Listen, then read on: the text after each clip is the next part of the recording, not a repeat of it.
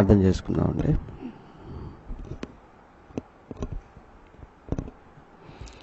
మహోన్నతుడా, మా కన్న తండ్రి, మీ పరిశుద్ధమైన నామానికి వందనాలు. నాయన, మరొక దినాన్ని మా జీవితంలో మాకు ప్రసాదించి మరొక మారు మీ వాక్యం ముందు కూర్చొని మీ వాక్యాన్ని వినుటకు, నేర్చుకొనుటకు మీరు చేసిన ఈ మహాకృపకు మీ కృతజ్ఞతలు చెల్లిస్తూ, ప్రపంచవ్యాప్తంగా నెలకొని ఉన్న ఈ భయంకరమైన ప్రమాదకర పరిస్థితుల్లో మీ పిల్లలముగా మమ్మల్ని అందరినీ కూడా మీరు కాపాడుతున్నారు. మా పట్ల మీరు చేస్తున్న ఏ మేలును మేము మరొక ప్రాణం ఉన్నంత వరకు మీ పట్ల కృతజ్ఞతతో బ్రతుకుతూ, మీరు మాకు అప్పగించిన పనిని నమ్మకంగా జరిగించి మీరున్న మహాలోకానికి చేరుకునే భాగ్యం మా అందరికీ అనుగ్రహించమని క్రీస్తునామని ప్రార్థన అడుగుతున్నాము తండ్రి. ఆమెన్. ప్రభునందు ప్రియమైన దేవుని పిల్లలారా, ఈ ప్రత్యేకమైన ఈ సమయంలో ముందుగా మీకు ప్రకటించినట్లుగా ఈరోజు మన పాఠం పౌలు గారి పరిచర్యలో సహకారులు అకుల్లా, ప్రిస్కిల్లా. పౌలు గారి పరిచర్యలో సహకారులు అకుల్లా, ప్రిస్కిల్లా. ప్రభునందు ప్రియమైన దేవుని పిల్లలారా, బైబిల్లోని 66 పుస్తకాలలో ఎంతోమంది ప్రవక్తలు, రాజులు, న్యాయాధిపతులు, అపోస్తలులు, భక్తులు, విశ్వాసులు, ఎన్నో కుటుంబాలు మనం చదువుకుంటూ ఉంటాం. ఎంతోమంది మనకు కనబడుతూ ఉంటారు. వారిలో ఒక ప్రత్యేకమైన ప్రిస్కిల్లాలు కనబడుతుంటారు. బైబిల్ అంతటిలో భార్య భర్తలు అనగానే, దంపతులు అనగానే కొంతమంది పేర్లు మనకు కనబడుతూ ఉంటాయి బైబిల్లో. ఉదాహరణకు అవ్వ దంపతులుగా, అలానే ఒక ఇస్సాకు, రిబకా, అలానే అబ్రహాము, శారా అని, మరియా, యోసేపు అని, జకరియా, ఎలిజబెత్ అని, అనగా భర్తతో పాటు భార్య పేరులు కూడా జ్ఞాపకం చేసుకునే ఆ కుటుంబాలు లేదా దంపతులు అతి కొద్ది మంది మాత్రంగా మనం చదువుకుంటూ ఉంటాం. వారిలో ఒకరు అకుల్లా, ప్రిస్కిల్లా. అపోస్తలులైన పౌలు గారి పరిచర్యలో వీరి సహకారం ఎంత గొప్పదో, వీరి త్యాగం ఎంత ఉన్నతమైనదో, వీరి సహకారాన్ని బట్టి, వీరి త్యాగాన్ని బట్టి పౌలు గారు ఎంత సేవను మనం కూడా వారి వలె ఉండటానికి మనం ప్రయత్నం చేయాలి. ఎప్పుడు ఒక విషయాన్ని మీరు మర్చిపోకూడదు. మనం నేర్చుకుంటున్నాము అంటేనే, దేవుడు మనకు వినిపిస్తున్నాడు అంటేనే ఈ సంగతులను, వీటిని మనం పాటించాలి అని, వీటిని మనం అనుసరించాలి అని, వీరిని మనం మాదిరిగా పెట్టుకోవాలన్న ఒకే ఆశ, ఆలోచనతోనే దేవుడు మన చెవిన ఈ మాటలను వినిపిస్తున్నాడన్న సంగతిని మనం ఎప్పుడూ మర్చిపోకూడదు. ఆయన ఆశను, ఆయన నమ్మకాన్ని ఒమ్ము చేసే వారంగా మనం ఉండకూడదు. మన జీవితంలో నమ్మాడా అనే ఒక అనుమానం ఒకవేళ మీకుంటే, నమ్మాడు గనకనే ఈరోజు ఈ మాటలు దేవుడు మీకు వినిపిస్తున్నాడు. ఈ మాటలను మీ వద్దకు దేవుడు తీసుకుని వస్తున్నాడు. కనుక ప్రియులారా, అతి కొద్ది మంది మాత్రం మనం చదువుకుంటూ ఉంటాం. భార్య భర్తలను కలిపి మాట్లాడినటువంటి జంటలుగా కొన్ని మాత్రమే మనం చదువు.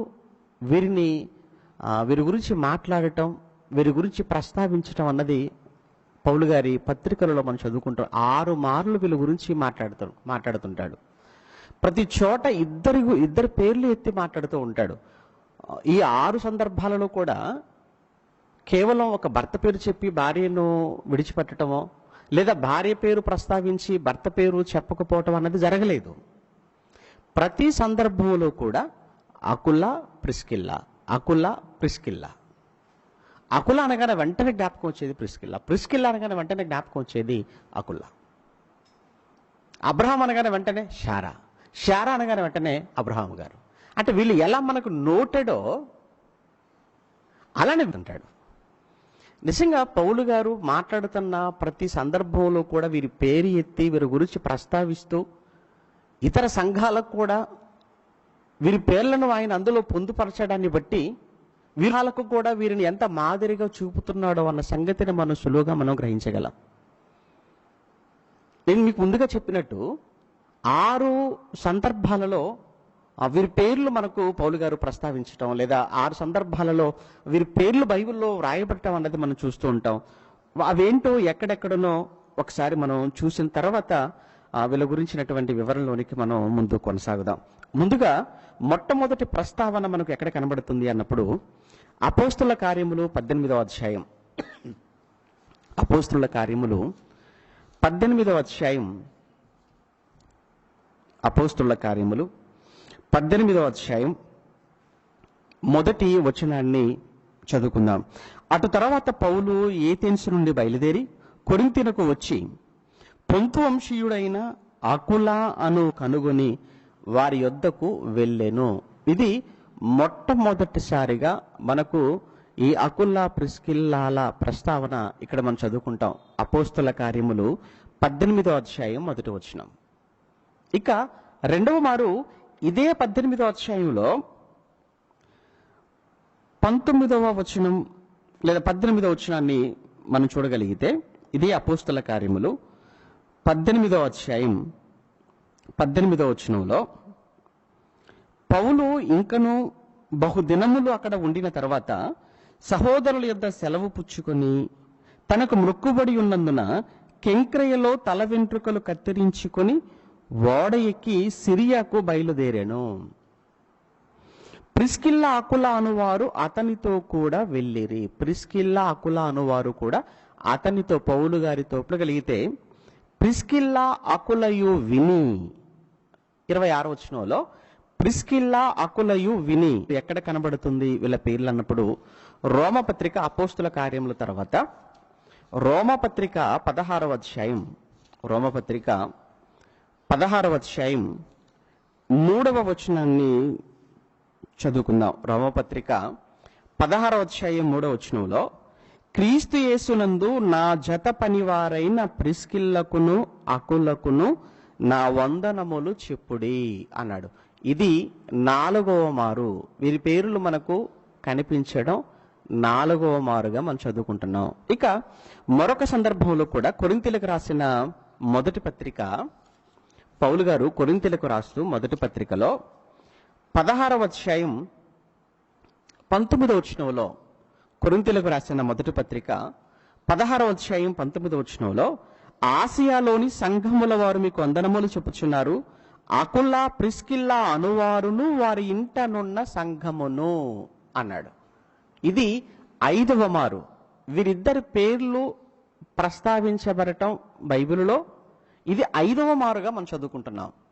ఇక చివరిసారిగా మనం తిమోతికి రాసిన 2వ పత్రికలో అపోస్తలుడైన పౌలు గారు తిమోతికి 2వ పత్రికను రాస్తూ 4వ అధ్యాయంలో,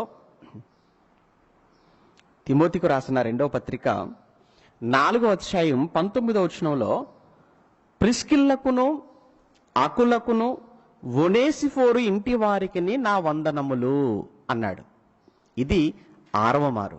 అనగా ఈ అకుల ప్రిస్కిల్లాల పేరులు 6 మార్లు పౌలు గారు ప్రస్తావించినట్టుగా లేదా బైబిల్లో ప్రస్తావించబడినట్టుగా ఇక్కడ మనం చదువుకున్నాం.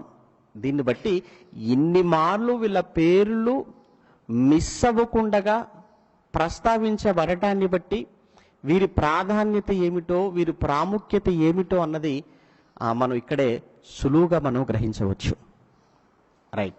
మొట్టమొదట వీళ్ళు ఎవరు, వీళ్ళ యొక్క బ్యాక్గ్రౌండ్, వీళ్ళ నేపథ్యం ఏమిటి అన్న విషయాన్ని కూడా మనం ఆలోచించగలిగితే, వీరు ఇతని గురించి, అకుల్లా గురించి అతను యూదుడుగా క్లియర్ కట్గా చెప్పబడింది.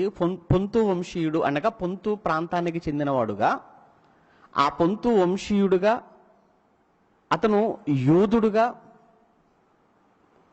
మొట్టమొదటగా రోమాలో తన భార్య అయినటువంటి ప్రిస్కిల్లాతో పాటు ఉంటూ, అక్కడ రోమాలో ఉంటుండగానే ప్రభువును ఎరిగిన వారుగా, ప్రభువును వెంబడిస్తున్నవారుగా రోమాలో ఉండటం. ఇది క్రీస్తు శకం 49-50వ సంవత్సరం.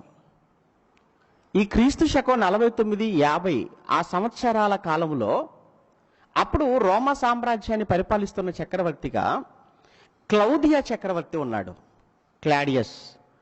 క్లౌదియా చక్రవర్తి, రోమా చక్రవర్తి. ఈ క్లౌదియా చక్రవర్తి పాలన ప్రారంభంలో అతను చేసిన ఒక శాసనం ఏమిటంటే, యూదులైన వారందరూ కూడా రోమా విడిచిపెట్టి వెళ్ళిపోవాలి అన్నాడు. ఇదంతా మనకు బైబిల్లో ఉంది, మీకు చూపిస్తాను. ఇతను ఎప్పుడైతే రోమాలో ఉన్న యూదులు రోమా విడిచిపెట్టి వెళ్ళిపోవాలని ఎప్పుడైతే శాసనం చేశాడో 49-50లో, అప్పుడు ఈ భార్యాభర్తలైన క్రైస్తవ దంపతులైన ఈ అకుల్లా, ప్రిస్కిల్లా రోమాను విడిచిపెట్టి వారు కొరింథీ అనేటువంటి పట్టణానికి వచ్చారు. ఇది ప్రారంభం. అపోస్తుల కార్యములు 18వ అధ్యాయం 1వ వచనంలో ఇప్పుడు చెప్పిందంతా మీకు అక్కడ కనబడుతుంది. అపోస్తుల కార్యములు 18వ అధ్యాయం ప్రారంభపు వచనం. ఇక నుంచి మీరు జాగ్రత్తగా వినాలిక. అటు తర్వాత 2వ వచనాన్ని చదువుకుందాం. మనకు అవసరమైన మాట 2వ వచనంలో ఉంది. యూదులందరూ రోమా విడిచి వెళ్ళిపోవలనని క్లౌదియా చక్రవర్తి ఆజ్ఞాపించినందున వారు ఇటలీ నుండి క్రొత్తగా వచ్చిన వారు అనగా ఎవరు? మొదటి వచనంలో అకుల్లా, ప్రిస్కిల్లా. వారు ఇటలీ నుండి క్రొత్తగా వచ్చిన వారు వృత్తికి డేరాలు కుట్టువారు అన్నాడు. అనగా వీరు వృత్తికి డేరాలు కుట్టుకునేవారుగా, వీరు రోమా నుంచి, ఇటలీ నుంచి వచ్చిన వారుగా. ఇటలీ నుండి ఎందుకు వచ్చారు కొరింథీకి అన్నప్పుడు, అక్కడ క్లౌదియా చక్రవర్తి ఆజ్ఞ జారీ అయింది కనుక వెంటనే అన్ని సర్దుకుని వాళ్ళు కొరింథీకి వచ్చారు. వీళ్ళ వృత్తి ఏంటంటే డేరాలు కుట్టుకోవటం. డేరాలు కుట్టేటువంటి ఆ రోజుల్లో అది ఒక పెద్ద వ్యాపారంగా ఉండేది. అది చాలా చిన్నదిగా కనిపించిన దానిలో చాలా శ్రమ, చాలా అలసటగా అందులో కనబడుతుంది. ఎందుకంటే దాన్ని ఎక్కువగా ఎస్పెషల్లీ కొరింథీ కానివ్వండి, రోమా కానివ్వండి, ఈ సముద్ర మార్గానికి, ఆ రోజుల్లో అదే సముద్ర మార్గాలే కనుక దేశాలకు వెళ్ళిపోవాలంటే, రవాణా జరగాలి అన్నప్పుడు దానికి అవసరమైన షిప్లు, ఓడలు ఏవైతే ఉన్నాయో ఆ ఓడల పైన తెరచాపలు అనేవి కొన్ని మనకు కనబడుతుంటాయి. వాటికి సంబంధించి ఎక్కువగా డేరాలు, అలానే సంచార జీవులు ఎవరైతే ఉంటారో ఆ సంచార జీవులు సైతం వాళ్ళు కూడా అక్కడక్కడ వాళ్ళు నివాసాలు ఏర్పాటు చేసుకోవడానికి కూడా ఉపయోగించుకునేవి ఏంటంటే వీళ్ళు చేసేటువంటి డేరాలు. అవి తోలుతో చేయబడినవిగా ఉండేవి అని చరిత్రలో చదువుకుంటూ ఉంటాం. అయితే వాటిని కట్ చేయటం, వాటిని డేరాలుగా కుట్టడం అది చాలా శ్రమతో కూడుకున్నటువంటి పని. అయితే ఇక్కడ ఈ అకుల్లా, ప్రిస్కిల్లాలు రోములో ఉన్నప్పుడు అదే వృత్తిలో ఉన్నవారుగా, అక్కడి నుండి చక్రవర్తి ఆజ్ఞ మేరకు రోమా విడిచిపెట్టి కొరింథీకి వచ్చారు. కొరింథీలో డేరాలు కుట్టుకునేటువంటి పనిలో వీళ్ళు ఉన్నారు. అయితే ఈ పౌలు గారిది అది 2వ సువార్త ప్రయాణం. అది 2వ సువార్త ప్రయాణం పౌలు గారు ఏ ఖండంలో ఎక్కువగా చేశారు అన్నప్పుడు, ఆయన 2వ సువార్త ప్రయాణం అంతా కూడా యూరప్ ఖండంలో జరిగింది. ఎక్కువ అంతా కూడా యూరోప్లోనే జరగటం మనం చూస్తుంటాం. అంటే మాసిదోనియా, ఎస్పెషల్లీ తెస్సలోనిక కావచ్చు, బెరయా కావచ్చు, ఫిలిప్పి కావచ్చు, ఇవన్నీ కూడా ఏంటంటే మాసిదోనియాకు సంబంధించినటువంటి పట్టణాలు. అంటే అంత యూరోప్లో. ఇప్పుడు పౌలు గారు వీళ్ళు కొరింథీలో ఉన్నటువంటి ఈ సమయంలో పౌలు గారు 2వ ప్రయాణంలో ఫిలిప్పికి వెళ్ళారు. ఫిలిప్పి నుంచి తెస్సలోనికకు వచ్చారు. తెస్సలోనిక నుంచి బెరయకు వచ్చారు పౌలు గారు. బెరయలో నుంచి పౌలు గారు ఏథెన్స్కు వచ్చారు. ఏథెన్స్ నుంచి ఇప్పుడు పౌలు గారు కొరింథీకి రాబోతున్నారు. అయితే ఇక్కడ జరిగినటువంటి పౌలు గారి ఈ రెండవ ప్రయాణంలో అన్ని కూడా అవమానాలు, భయంకరమైన శ్రమలు పౌలు గారి జీవితంలో కనబడుతుంటాయి. రెండవ ప్రయాణంలో ఎక్కువగా మొట్టమొదట ఫిలిప్పికి వెళ్ళాడు. ఈ ఫిలిప్పికి వెళ్ళిన సమయంలో అక్కడే కదా పౌలు గారిని, శీల గారిని పట్టి ప్రజలందరి మధ్య నిలవబెట్టి పై వస్త్రములు లాగివేసి బెత్తములతో కొట్టి వారిని కాళ్లకు బొండ బిగించి ఆ చెరసాలలో, లోపలి చెరసాలలో బంధించిన ఆ సమయంలో అర్ధరాత్రి వాళ్ళ పాటలు పాడటం, భూకంపం రావటం, ఇదంతా కూడా ఎక్కడ జరిగింది? ఫిలిప్పీలో జరిగింది. అంటే ఫిలిప్పీ పట్టణంలో ఏం జరిగింది? రెండవ ప్రయాణంలో పౌలు గారిని భయంకరంగా కొట్టారు. కొట్టడమే కాకుండా తీసుకెళ్లి చెరసాలలో పెట్టారు. అంటే అది అవమానం, అంటే చాలా అవమానం అది. పోనీ అక్కడి నుంచి నెక్స్ట్ తెస్సలోనికకు వచ్చారు. జైలు నుంచి విడిపించబడి అక్కడి నుంచి తెస్సలోనిక పట్టణానికి వచ్చారు. ఇక తెస్సలోనికకు వచ్చేసరికి అక్కడేమైనా గౌరవం దక్కిందా పౌలు గారికి అంటే తెస్సలోనిక పట్టణంలో కూడా గౌరవం లేదు. పౌలు గారు గౌరవించలేదు అక్కడ ఉన్న వాళ్ళంతా కూడా. మరి తెస్సలోనిక పట్టణంలో ఏం జరిగింది అన్నప్పుడు అసలు తెస్సలోనిక పట్టణంలో అక్కడ ఉన్న యూదులు మొత్తం కూడా పౌలు గారికి యాంటీ అయిపోవటం అన్నది మనం చూస్తుంటాం. పౌలు గారు యాసోన్ అనే వ్యక్తి ఇంట్లో ఉన్నాడు అని తెలిసి ఆ యాసోనును కూడా పట్టుకొని ఇచ్చుకొని వచ్చేసారు పెద్దల యొద్దకు. ఇతను యాసోన్ అనే ఈ వ్యక్తి తెలుసుకొని మరలా తెస్సలోనిక నుంచి అక్కడి నుంచి ఒక పెద్ద గుంపును ఏర్పాటు చేసుకుని యూదులంతా కూడా బెరయ మీదకి వచ్చి పడిపోయారు. అప్పుడు మరలా పౌలు గారు అక్కడ మరి తనతో పాటు ఉన్న శీలను, తిమోతిని అక్కడే విడిచిపెట్టేసి పౌలు గారు ఒక్కరే ఏథెన్స్కు వచ్చేసారు. ఇప్పుడు పౌలు గారు ఏథెన్స్లో ఉన్నారు. కానీ ఏథెన్స్కి వచ్చిన తర్వాత ఏథెన్స్లోనైనా ఏమైనా పౌలు గారికి ఏమైనా చక్కటి నెమ్మది, ఏమంటారు, ప్రశాంతత, సంతోషం ఏమైనా ఏథెన్స్లో కలిగిందా పౌలు గారికి అంటే అక్కడ కూడా పౌలు గారికి నెమ్మది, శాంతి, ప్రశాంతత అన్నది పౌలు గారి జీవితంలో అక్కడ ఆ ఏథెన్స్లో ఉన్న కాలంలో కూడా లేదు అని అనడానికి ఇప్పుడు మనం 18లో మనం ఉండిపోయాం కదా, ఒక్క అధ్యాయం వెనక్కి వెళ్దాం. 18లో మనం ఉన్నాం కదా, ఒక్కసారి వెనకకి వెళ్దాం 17. ఎందుకంటే మన ఇక్కడికి పౌలు గారు ఇక్కడికి కొరింథీకి వచ్చాడు అని అంటే కొరింథీకి వచ్చేటప్పటికి అసలు పౌలు గారి మానసిక పరిస్థితి ఎలా ఉందో, ఏ పరిస్థితుల మధ్య పౌలు గారు కొరింథీకి వచ్చారు అన్న సంగతి మనకు తెలియాలి. అప్పుడు అటువంటి పరిస్థితుల్లో పౌలు గారిని ఆదరించిన, ఓదార్చిన, హక్కున చేర్చుకున్న, ఆశ్రయం ఇచ్చిన వాళ్ళ విషయంలో పౌలు గారు ఎంత కృతజ్ఞతతో ఉంటారో మనకు అర్థమవుతుంది తర్వాత. ఎందుకంటే అకుల, ప్రిస్కిల్లాల గురించి పౌలు గారు ఏంటి ప్రతిసారి వాళ్ళ గురించి ప్రస్తావిస్తున్నాడు. ఏమండి, కొరింథీయులకు రాసిన అదే మాట చెప్పాడు, వాళ్ళ గురించి ప్రస్తావించాడు. రోమా సంఘానికి రాసినప్పుడు వాళ్ళ గురించి ప్రస్తావించాడు.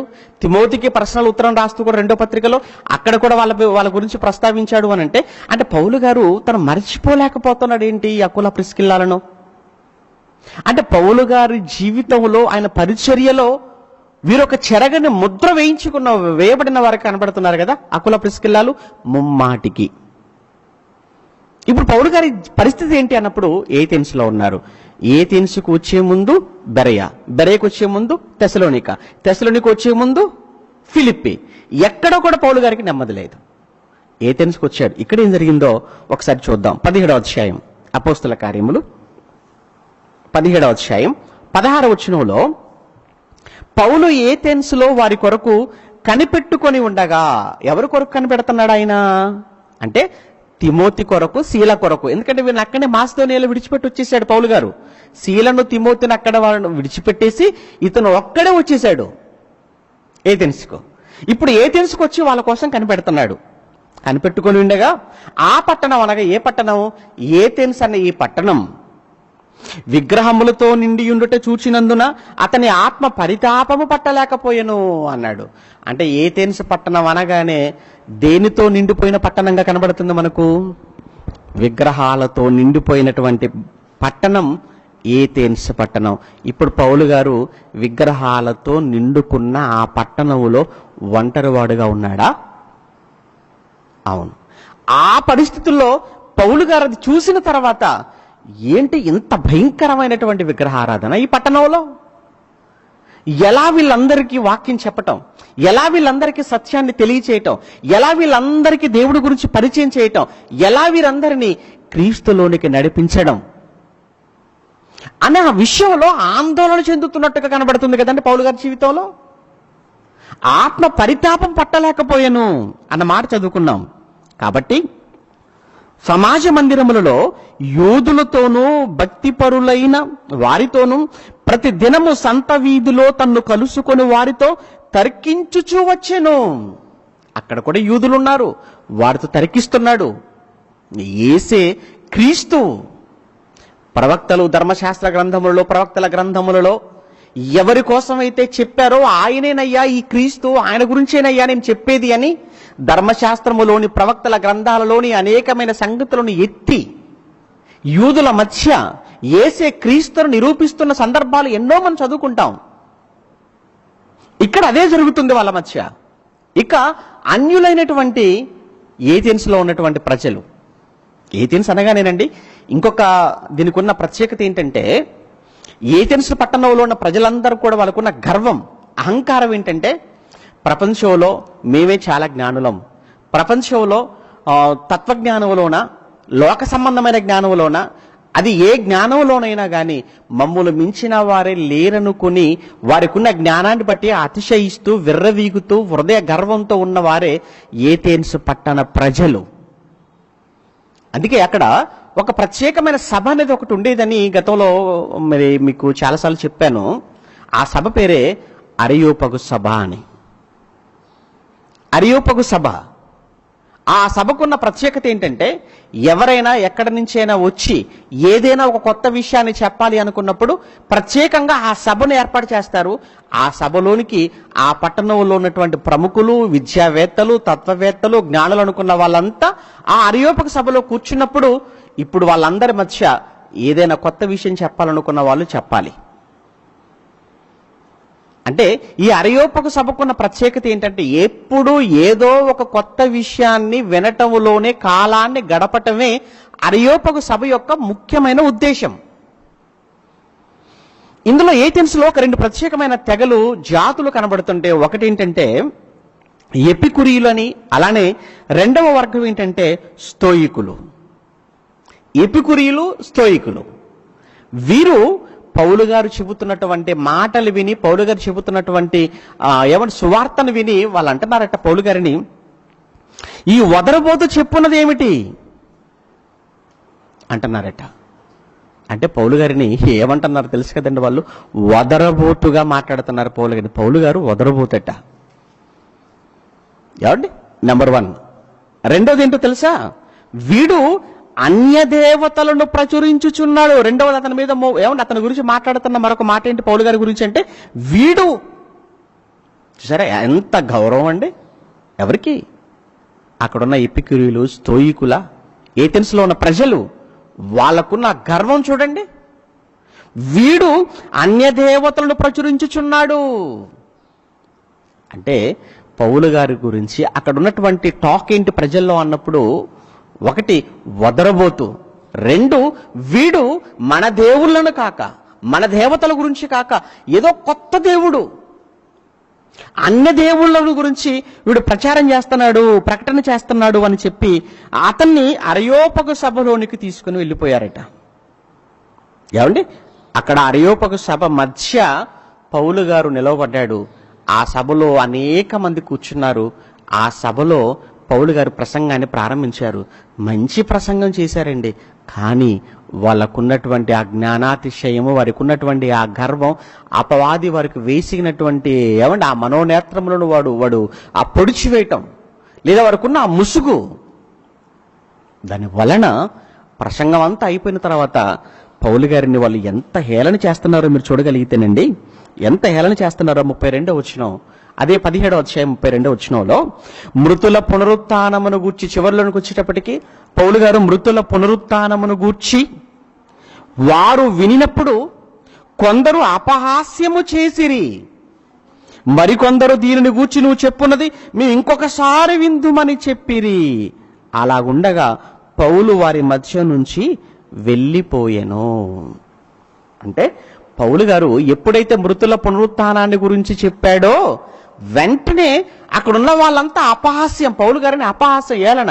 ఏంటి ఏడి మృతుల పునరుత్థానమా అంటే చనిపోయిన వాళ్ళు బ్రతుకుతారా, చనిపోయిన వాళ్ళు లేస్తారా? ఇది ఎలా సాధ్యం? How is it possible? ఎంతమంది చనిపోయారు? మేమే కదా తీసుకెళ్ళాం వాళ్ళను, మేమే కదా లోపల పెట్టాం, మా కళ్ళ ముందే కదా మట్టిలో మట్టి అయిపోయారు, మళ్ళీ తిరిగి లేవటం ఏంటి? ఇది ఎలా సాధ్యం అవుతుంది అని నవ్వుకుంటున్నారట. అంటే వదరబోతుగా అన్య దేవతల గురించి ప్రచారం చేసేవాడుగా, మరోవైపు అపహాస్యం చేయబడిన వాడుగా పౌలు గారు ఏథెన్సులో ఉన్నారు. ఇప్పుడు ఇటువంటి పరిస్థితుల నుంచి పౌలు గారు అర్ధాంతరంగా ఏథెన్సులో ఆయన పర్యటనను ముగించుకొని ఇప్పుడు కొరింథీ పట్టణంలోనికి అడుగుపెట్టాడు. అంటే ఇప్పుడు మీకు పౌలు గారు కొరింథీ పట్టణానికి రాకమునుపు ఆయన ఎలా ఉన్నాడు, కొరింథీ పట్టణానికి రాకమునుపు పౌలు గారి జీవితంలో ఏం జరిగింది అన్నది మీకు తెలియాలి. ఏం జరిగింది? ఫిలిప్పీలోనేమో జైల్లో పెట్టారు, తెస్సలోనికకి వెళ్ళిపోతేనేమో అక్కడ ఉన్నటువంటి యూదులందరినీ కూడా కేకవేసి వాళ్ళందరినీ అల్లరి మూకలను తీసుకొని వచ్చేసారు. పని పాట లేక తిరుగుతున్న అనేక మందిని చిల్లర గుంపును తీసుకుని వచ్చి పౌలు గారికి వ్యతిరేకంగా వాళ్ళు నినాదాలు చేసుకుంటూ వెళ్ళిపోయేసి, పౌలు గారు ఏ ఇంట్లో అయితే ఉన్నాడో యాసోను అనే ఇంట్లో, ఆ యాసోనును లాక్కొని వచ్చి తీసుకొచ్చి పెద్దల ఎద్ద పడేశారు. పౌలు గారు అక్కడి నుంచి తప్పించుకున్నాడు. బెరేకు వచ్చాడు అని విన్నారు, అక్కడ కూడా పౌలు గారిని విడిచిపెట్టక అక్కడికి వెంటాడారు. అక్కడి నుంచి పౌలు గారు ఏథెన్స్కి వచ్చారు, అక్కడ పౌలు గారికి నెమ్మది లేదు. ఇటువంటి ఆందోళనలో, కలవరములో, నెమ్మది లేని ఈ పరిస్థితుల మధ్య పౌలు గారు బాధతో, దుఃఖముతో ఇప్పుడు కొరింథీకి వెళ్తున్నా నేను, ఇప్పుడు కొరింథీకి వెళితే కొరింథీలో కూడా ఎలా ఉంటుందో ఏంటో, కొరింథీలో నా పరిచర్య ఎలా ఉండబోతుందో ఏంటో అనే ఒక ఆందోళన అనేది సహజంగానే ఉంటుంది. అందులో ఇంకోటి విషయం ఏంటంటే కొరింథీ కూడా మంచి పట్టణం ఏమీ కాదు. అది కొరింథీ అనే పట్టణం కూడా మంచి పట్టణం కాదు. కొరింథీ అన్న పదానికి అర్థమే నీచమైన అని అర్థం, తెలుసా? కొరింథీ అన్నటువంటి ఆ మాటకు అర్థం ఏంటంటే నీచమైన, హీనమైన, అసహ్యమైన అని అర్థం. కారణం ఏంటంటే ఆ పట్టణపు చరిత్ర, పట్టణపు సంస్కృతి అలాంటిది. అక్కడ కొరింథీలో కొండపైన ఆఫ్రోడిటే అనేవాడు ఒక దేవత. ఆ దేవతాలయంలో సుమారు 1000 మంది దేవకన్యలు, దాసీలు, దేవదాసీలు. మన దేశంలో కూడా ఆ వ్యవస్థ ఉండేది ఒకప్పుడు. ఆ దేవదాసీలుగా, దేవకన్యలుగా ఆ దేవతాలయంలో ఉన్నవాళ్ళు, అది మంచి వర్తక కేంద్రంగా, వ్యాపార కేంద్రంగా కొరింథీ ఉండటం వలన ప్రపంచంలోని అనేక దేశాలలో ఉన్న వాళ్ళు ఆ పట్టణానికి రావటం, వచ్చిన వాళ్ళు ఆ కొండ మీద ఉన్న ఆ దేవతను దర్శించుకోవటమే కాదు, అక్కడ ఉన్నటువంటి ఆ 1000 మంది ఆ వేశ్యలలో ఎవరితో, అక్కడున్న వాళ్ళతో కలవడం శారీరకంగా. అలా కలవటం అన్నది వారికి స్వర్గానికి ఒక అర్హతగా వాళ్ళు పెట్టుకున్నారు దాన్ని. అంతేకాక ఆ కొండ దిగువ భాగంలో కొరింథీ పట్టణంలో వచ్చేసేమో అపోల్లో అనేటువంటి ఒక దేవత, ఒక దేవతకు ఏమంటే దానికి సంబంధించి ఒక పెద్ద విగ్రహం, దేవుని విగ్రహం, అపోల్లో దేవుడు. అది నగ్నంగా ఉండటం, హోమోసెక్సువాలిటీ అన్నది భయంకరంగా ఆ పట్టణంలో ఉంది. స్వలింగ సంపర్కం. ఒకవైపు పైన చూస్తేనేమో దేవకన్యలు, వారితో వచ్చినటువంటి వాళ్ళంతా కూడా శారీరకంగా సంబంధం పెట్టుకోవటం, మరోవైపు కింద వచ్చేసేమో అపోల్లోకు గుడి, అక్కడ వచ్చేసేమో నగ్నంగా ఉన్నటువంటి ఆ యొక్క విగ్రహం. దాని వలన అనేక మంది అక్కడ స్వలింగ సంపర్కులుగా ఉండటం, అనేకమైన బలులు, అటువంటివి సుమారు 10 నుంచి 12 దేవాలయాలు కొరింథీలో ఉండేవి. భయంకరమైన పరిస్థితి కొరింథీ. ఆల్రెడీ పౌలు గారి జీవితంలో నెమ్మది లేక, అశాంతితో, ఆ ఆందోళనతో జరిగినవన్నీ జ్ఞాపకం చేసుకొని ఇప్పుడు కొరింథీకి వస్తే కొరింథీ పట్టణ పరిస్థితులు బాగోలేవు. ఇప్పుడు నేను ఎక్కడికి వెళ్ళాలి, ఎవరికి చెప్పాలి, ఏంటి నా పరిస్థితి, ఏంటి నా నెక్స్ట్ స్టెప్ ఏంటి, అలానే వెనకకి వెళ్ళలేక ముందుకు సాగలేని ఆ పరిస్థితుల మధ్య పౌలు గారు కొరింథీలో అడుగుపెట్టాడు. అయితే ఆయన కొరింథీలో ఆయన అడుగు పెట్టేటప్పటికే పౌలు గారి కొరకనే దేవుడు ముందుగానే సిద్ధం చేసిన ఒక ఫ్యామిలీ, ఆ ఫ్యామిలీయే అకులా ప్రిస్కిల్లా. పౌలు గారు వచ్చేటప్పటికే ఆల్రెడీ వచ్చేస్తున్నారు అకులా ప్రిస్కిల్లాలు. వాళ్ళు ఎందుకు వచ్చారు చెప్పాను కదా, వాళ్ళు ఎందుకు వచ్చారు? క్లౌదియా చక్రవర్తి ఆజ్ఞ. ఏమని ఆజ్ఞ? రోమా విడిచి వెళ్ళిపోవాలి యూదులైన వారు. అన్న మాటకు వాళ్ళు రోమా విడిచి కొరింథీకి వచ్చారు. కొరింథీకి వచ్చి వాళ్ళ వృత్తిలో వాళ్ళు నిమగ్నమైపోయారు. పౌలు గారు ఎవరు నాకు ఆశ్రయం ఇస్తారు అని వెతుకుతూ ఉన్న సమయంలో కనిపించిన ఒక చక్కని, ఒక మంచి భయభక్తులు కలిగినటువంటి ఒక మంచి కుటుంబమే ఈ అకుల ప్రిస్కిల్లాలు.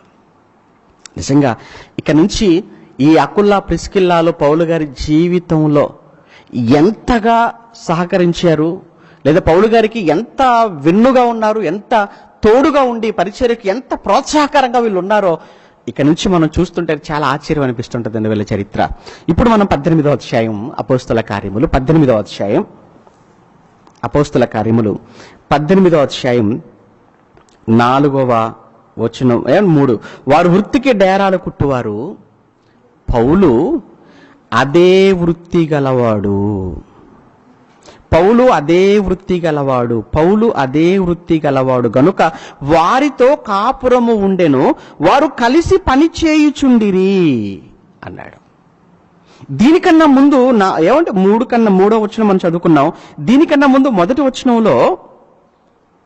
వచనంలో అటు తర్వాత పౌలు ఏథెన్స్ నుండి బయలుదేరి కొరింథీనకు వచ్చి పొంతువంశీయుడైన అకులాను ఒక యూదుని అతని భార్య అయిన ప్రిస్కిల్లాను కనుగొని వారి యొద్దకు వెళ్ళెను. వారిని కనుగొని వారి యొద్దకు వెళ్ళాడు. పౌలు గారే వారిని కనుగొని వారి యొద్దకు వెళ్ళినట్లుగా ఇక్కడ మనం చదువుకున్నాం.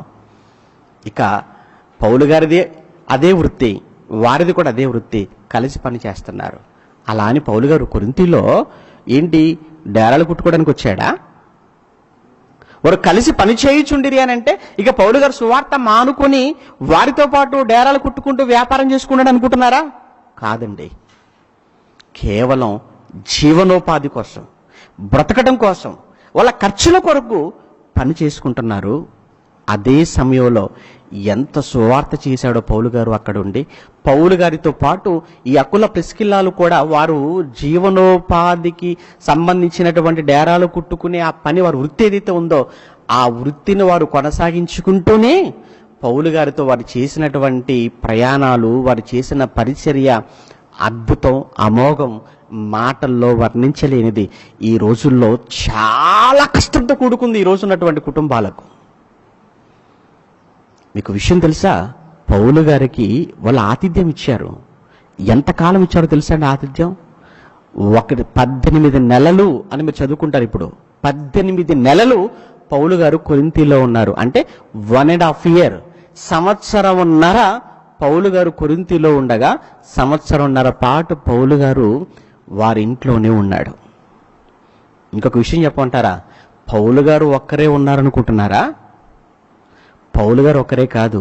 పౌలు గారితో పాటు పౌలు గారు అక్కడ ఉంటుండగానే, కొరింథీలో ఉంటుండగానే అక్కడి నుంచి శీలా వచ్చేసాడు మాసిదోనియా నుంచి. పౌలు గారు అక్కడ ఉంటుండగానే, అకుల ప్రిస్కిల్లాల ఇంట్లో ఉంటుండగానే తిమోతి కూడా వచ్చేసాడు.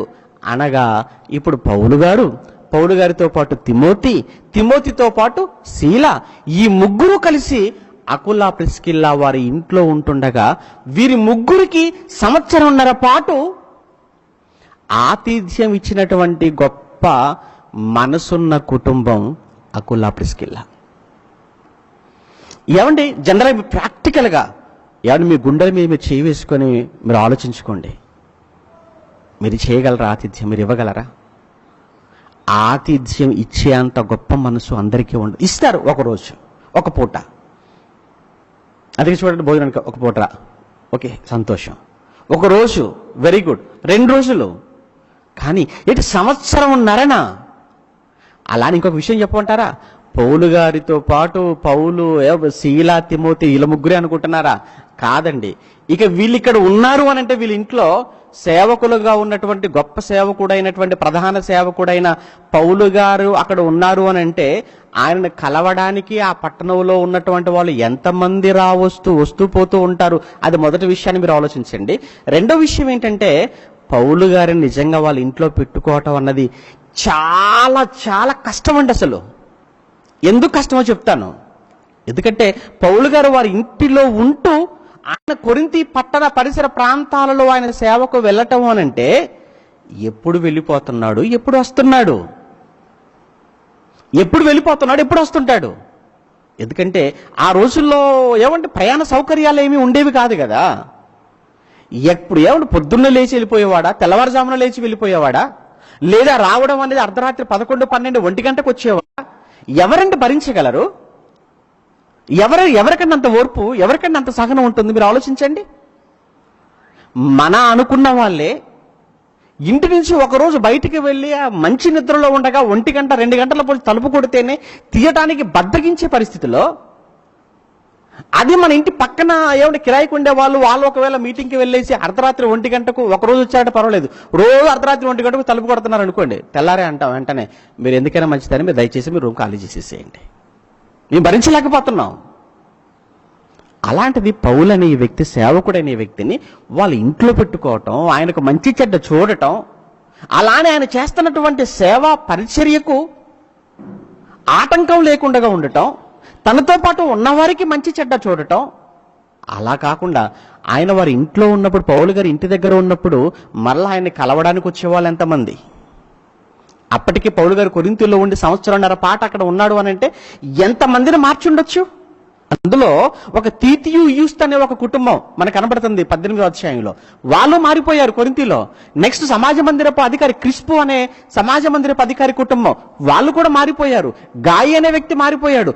గాయి కానీ, క్రిస్పు కానీ, తీతి యూస్త్ కానీ వాళ్ళ ఫ్యామిలీలు కూడా మారిపోయాయి. మరి వాళ్ళ ఫ్యామిలీలతో పాటు పౌలు గారు ఈ అకుల ప్రిస్కిల్లాల ఇంటి దగ్గర ఉన్నప్పుడు వాళ్ళు వచ్చేవారు కాదా, కలుసుకునేవారు కాదా, మాట్లాడుకునేవారు కాదా, అవసర వాక్యంలో వారికి ఉన్న డౌట్స్ వాళ్ళు క్లారిఫై చేసుకునే వాళ్ళు కారా? మరి వీళ్ళంతా వచ్చి అకుల ప్రిస్కిల్లా ఇంటి మీద ఉన్నప్పుడు వీరితో పౌలు గారితో పాటు వీళ్ళందరికీ కూడా వచ్చిన వాళ్ళకి నీళ్ళు ఇవ్వాలన్నా, భోజనం వండి పెట్టాలన్నా అకుల ప్రిస్కిల్లాలకి ఎంత భారంగా ఉండాలి? ఏమయ్యా నిన్ను ఒక్కరంటే మేము భరించగలం సేవకుడుగా, పోనీలే నీతో పాటు ఈ తిమోతి ఉన్నాడు, శీలా ఉన్నాడు అంటే పోనీ వీళ్ళిద్దరిని కూడా మేము భరించగలం, ఈ ఊర్లో ఉన్న వారు కూడా మీరున్నారన్నటువంటి ఆ ఉద్దేశంతో వీళ్ళంతా వచ్చి మా ఇంట్లో పడుతుంటే వీళ్ళందరికీ మీరు ఎలా చేసి పెట్టాలి అన్న మాట మాత్రం వాళ్ళ నోట రాలేదట.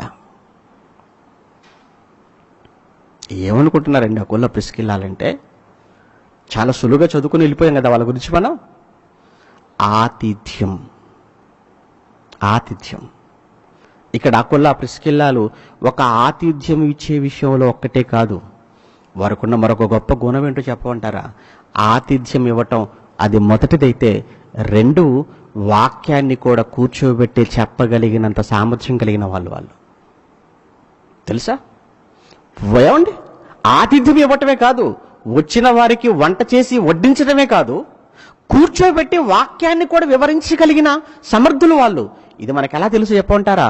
అపోల్లో వచ్చాడు వారి దగ్గరకు. అపోల్లో వచ్చాడండి. అపోల్లో గారు ఈ కొరింథీ పట్టణానికి వచ్చారు.